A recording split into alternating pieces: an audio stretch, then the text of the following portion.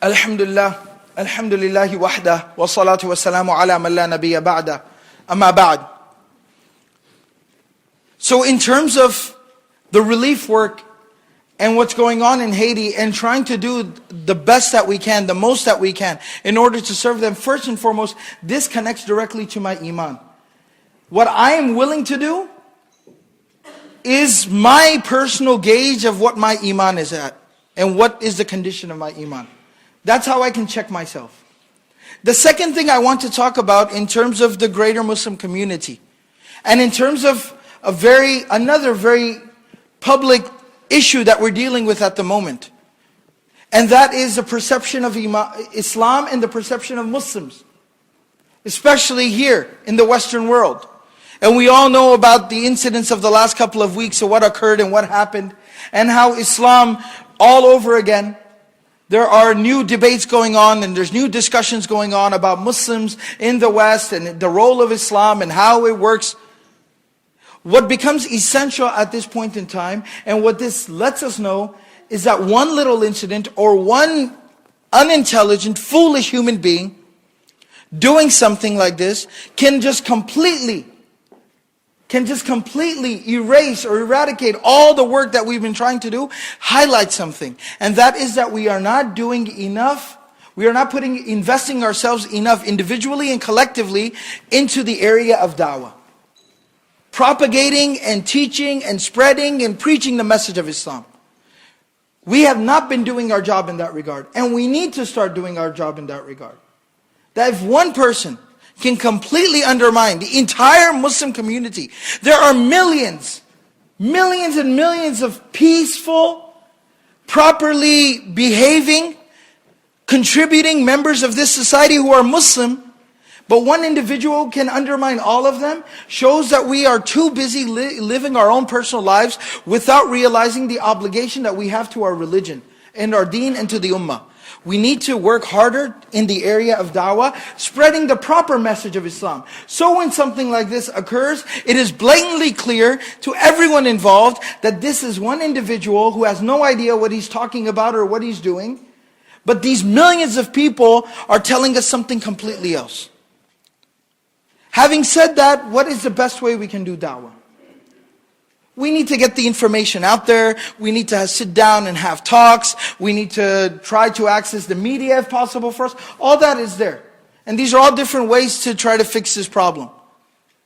But how if we end up having some type of an open house here, or if somebody coordinates an interfaith meeting, or if we go to the university to talk about Islam, how many people end up attending those sessions? How many people end up actually coming there to hear what we have to say? A few dozen? Maybe if we're lucky, 100. If we get 200, we pat ourselves on the back. We did a great job today. But that's not even scratching the surface. And that's why the Quran turns our attention once again towards what you could call humanitarian work. Contributing to society. That's why the Quran turns our attention there again and again.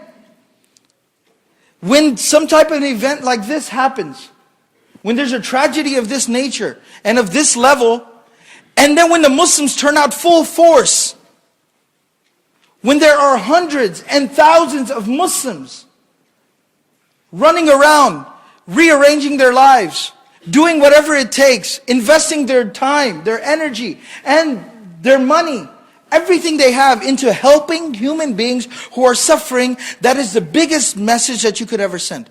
That is the greatest da'wah. And that's the biggest area where that's our biggest shortcoming as a Muslim community. We literally have no place, we have no role when it comes to humanitarian work, just helping people, giving back to society.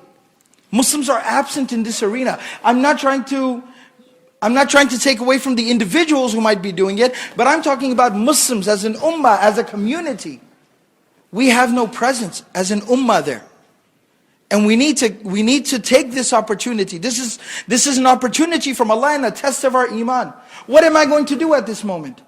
I can go, I can help, I can try to come to the help and the aid of some individuals who are severely suffering. This could be my means of forgiveness and my means of reaching Jannah and paradise and pleasing Allah. And it could be a collective means of repairing the perception and the image of Muslims to the entire world. So we need to take this very, very seriously. And in this regard, inshallah, after the salah is over, I will request you to stay seated and give me about 3 minutes of your time. And inshallah, we'll make some announcements. I'll tell you and inform you about some of the ways that you can contribute to this cause and how you can start being a part of the solution to eradicate and solve the problem. So inshallah, for this, after the salah, I'll request you to remain seated and give me your full attention, inshallah. May Allah subhanahu wa ta'ala accept from all of us. May Allah subhanahu wa ta'ala bless the people who are suffering. May Allah subhanahu wa ta'ala alleviate their pain and their suffering. May Allah subhanahu wa ta'ala make it easier for them to overcome all this difficulty. And may Allah subhanahu wa ta'ala grant us the tawfiq and the ability to do that which is pleasing to Him. Allahumma a'izzal Islam wal Muslimin. Allahumma ansuril Islam wal Muslimin. Allahumma ahdina wa ahdi bina wa ja'alna sababan liman ihtada. Allahumma a'inna ala dhikrika wa shukrika wa husni ibadatik. Allahumma ahsin aqibatana fil umuri kulliha wa ajirna min khizyi dunya wa adhab al-akhirah. Allahumma waffiqna lima tuhibbu wa tarda. Wa sallallahu ta'ala ala nabiyyil kareem. Qala Allah ta'ala, إن الله يأمر بالعدل والإحسان وإيتاء ذي القربى وينهى عن الفحشاء والمنكر والبغي يعظكم لعلكم تذكرون اذكروا الله يذكركم وادعوه يستجب لكم ولذكر الله أكبر والله يعلم ما تصنعون أقم الصلاة.